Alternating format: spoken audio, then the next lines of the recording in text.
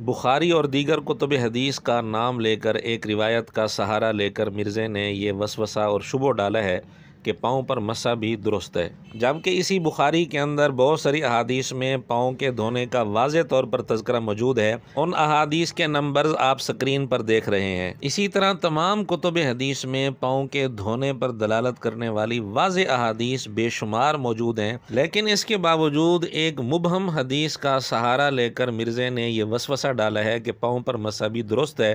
पहले आप मिर्ज़े की गुफ्तगू सुन लें। और दूसरा ये हो सकता है कि आप ऐसी जगह पे बैठे हुए हैं जहां पे आपके पाँव के ऊपर मट्टी नहीं लगी और वजू आपका टूट गया, एक दफा आपने किया था, उसके बाद फिर सिर्फ पाँव पे मसा भी कर लें धोए बगैर, तो जायज़ है। इसके ऊपर मेरी वीडियो रिकॉर्ड है, मौला अली ने सही बुखारी में मौजूद है और मुस्नद अबी दाऊद त्यालसी के अंदर पूरी तफसील के साथ मैंने वो सारा जोड़ के पूरा बताया है उसी सनद के ऊपर।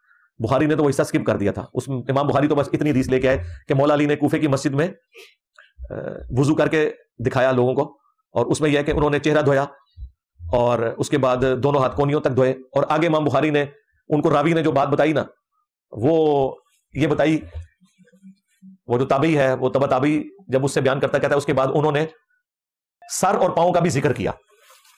अब ये नहीं बताया कि सर और पांव के साथ क्या हुआ, लेकिन यही हदीस जब 100% इसी सनद के साथ मुस्नद अबी दाऊद त्यालसी में है तो उसमें है कि सर और पांव का मसा किया। मिर्ज़े की बात का हासिल ये है कि बुखारी 5616 नंबर रिवायत में सर और मसे के मुतल्लिक एक मुबहम बात है, वजाहत नहीं है कि मसा है या धोना है। अलबत्ता यही रिवायत इसी सनद के साथ मुस्नद तयालसी में 141 नंबर में मौजूद है, जिसमें पाँव पर मसा की सराहत है। ये है मिर्ज़े की बात का खुलासा, जैसे मिर्ज़ा साबित करना चाहता है कि पाँव पर मसा भी जायज़ है, और मुस्नद तयालसी में पाँव के साथ मसा का लफ्ज़ वाक़अतन मौजूद है। लेकिन मिर्ज़े ने यहाँ दजल किया है, धोखा दिया है। वो इस तरह के मुस्नद अबी दाऊद तयालसी के अंदर ये रिवायत जिसमें पाँव के साथ मसे का जिक्र है, इसी रिवायत के आखिर में सैयदना अली रज़ी अल्लाह तआला अन्हु का इरशाद वाज़ेह तौर पर मौजूद है, हाज़ा वुज़ू मन लम युहदिस, कि ये उस आदमी का वज़ू है जिसका वज़ू ना टूटा हो, जिसको हदस लाहिक ना हुआ हो। और ये तो हम भी कहते हैं कि एक आदमी ने एक नमाज के वक्त वज़ू किया, अगली नमाज का वक्त जब आया उसका वज़ू बाकी था, टूटा नहीं था, वो अगर पाँव पर मसा भी कर लेता है तो ये कोई मना नहीं है। लेकिन मिर्ज़े ने यहाँ धोखा ये दिया कि मसला तो बताया वज़ू टूटने के मुतल्लिक, एक आदमी का वज़ू टूट गया, अब वो मसा कर सकता है पाँव पर,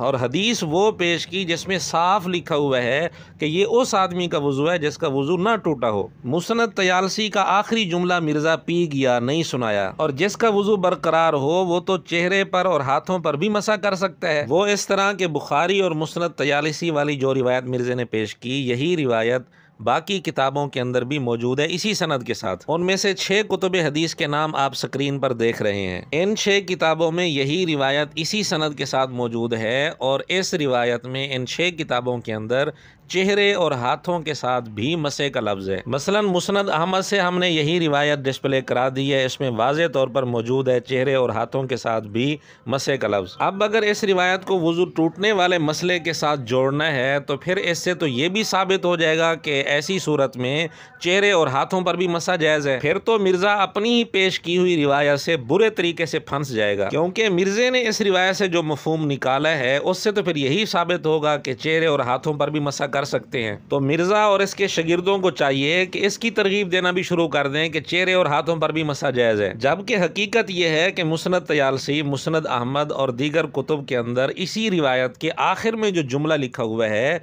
ये खुद दलील है इस बात की कि ये उस सूरत में है जब वज़ू ना टूटा हो, वज़ू बाकी हो। तो इस रिवायत के आखिरी जुमले से भी इसका मफ़हूम वाज़ेह हो रहा है, और मुहद्दिसीन ने भी इसका मफ़हूम यही लिखा है। बतौर नमूना के इमाम इब्न हिब्बान और इमाम बैहकी रहमतुल्लाह अलैहिमा की इबारात हम आपके सामने डिस्प्ले करा देते हैं जो उन्होंने इसी हदीस के साथ लिखी हैं। लेकिन इस सब के बावजूद मिर्ज़े ने इसको जोड़ दिया वज़ू टूटने वाली सूरत के साथ। मिर्ज़े ने यह सारा दजल इसलिए किया, धोखा इसलिए दिया, वसवसा इसलिए डाला, और हदीस में तारीफ इसलिए की ताकि अपने अब्बों यानी राफजियों के मौक़िफ़ को मनवा सके, और ताकि सादा लो सुन्नी नौजवानों के दिल में ये बात आ जाए कि अहादीस से राफजियों के मौक़िफ़ की भी तायीद होती है। हालांकि इस रिवायत का राफजियों के मौक़िफ़ के साथ दूर दूर का कोई ताल्लुक नहीं है। दुआ है अल्लाह ताला इस फितने के शर से सादा सुन्नी नौजवानों की हिफाजत फरमाए। व आखिर दावाना अनिल हम्दुलिल्लाहि रब्बिल आलमीन।